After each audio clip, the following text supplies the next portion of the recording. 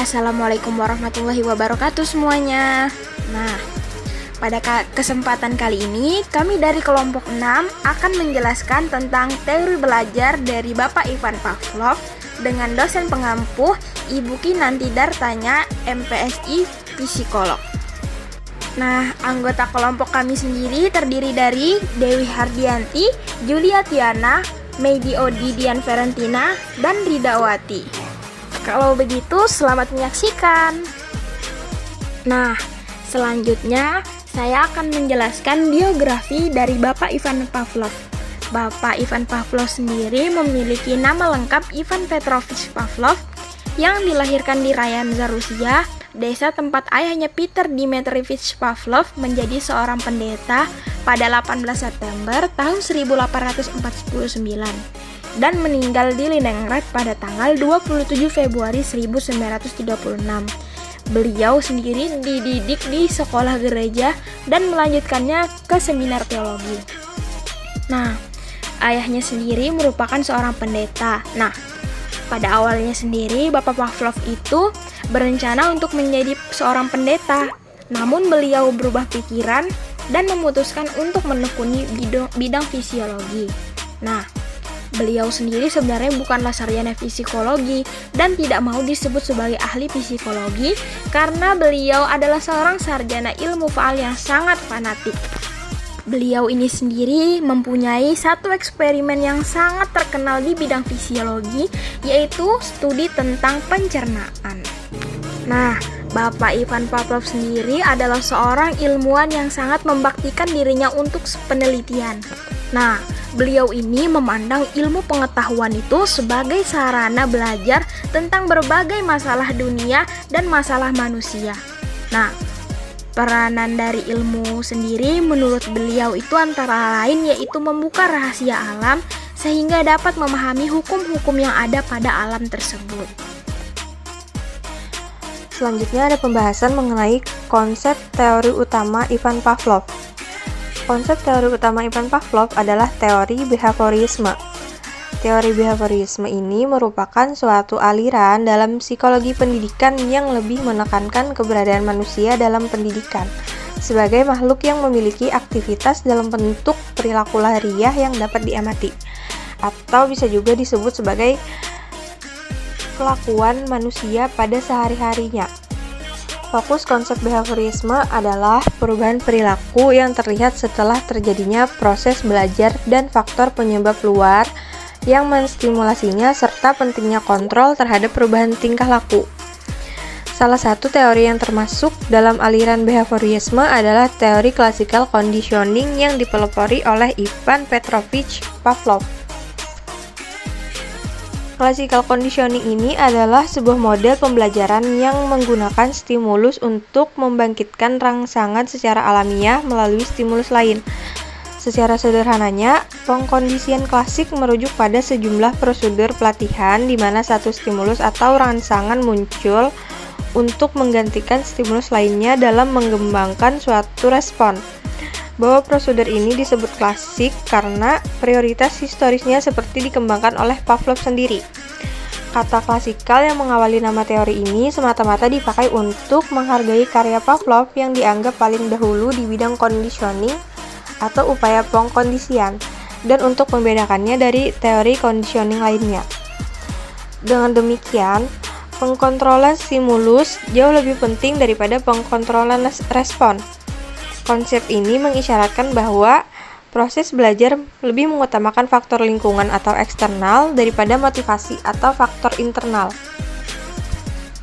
Kemudian, saya akan menjelaskan mengenai classical conditioning. Classical conditioning merupakan sebuah tipe belajar di mana organisme belajar mengasosiasikan atau menghubungkan stimulus respons. Dalam eksperimennya, Pavlov menggunakan anjing sebagai bahan percobaannya. Awalnya, Pavlov menduga anjing-anjing ini akan mengeluarkan liur sebagai respon dari makanan yang ada di depan mereka. Tetapi dia memperhatikan kalau anjing-anjingnya mulai mengeluarkan liur setiap kali mereka mendengar langkah kaki asistennya membawakan makanan.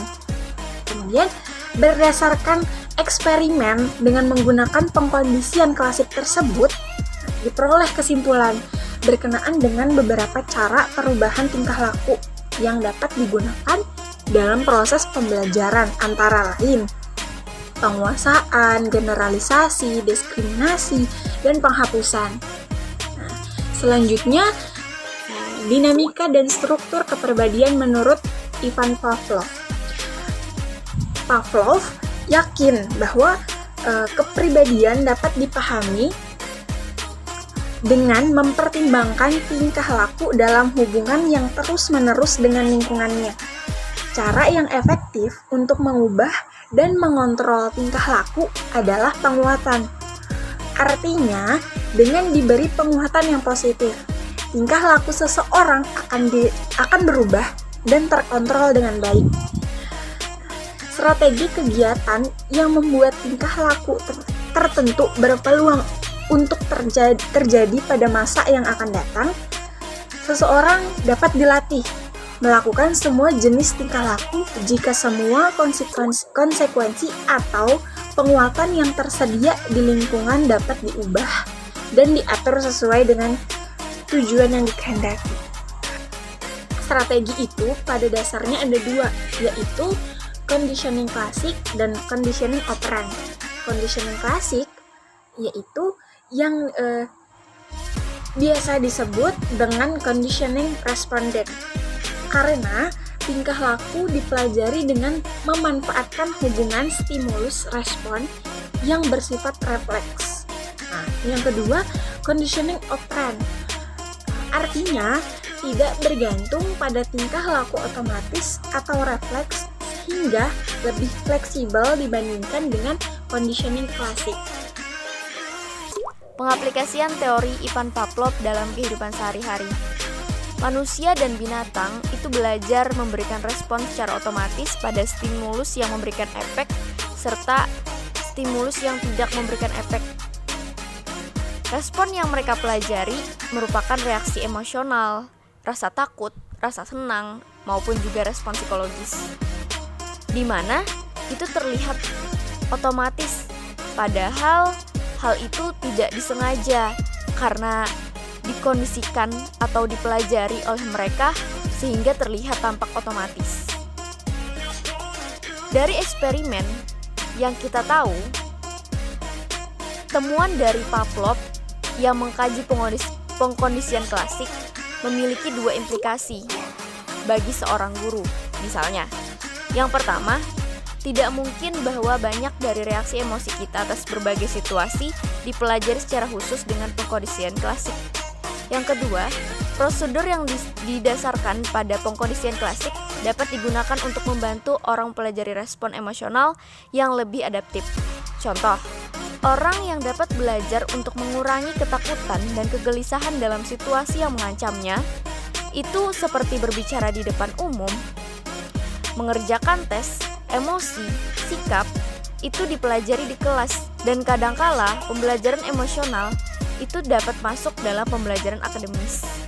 Contoh lagi, ketika seorang siswa sering mengalami keberhasilan nih di sekolah, lalu mereka mungkin akan memberikan respon pada tugas belajar yang baru dengan penuh percaya diri, bukan gelisah, karena mereka tahu mereka akan bisa, mereka mengalami keberhasilan. Tapi jika seorang siswa itu relatif keberhasilannya menurun, tidak seperti biasanya, mereka akan mengalami kesulitan dan takut untuk menghadapi pelajaran yang lain.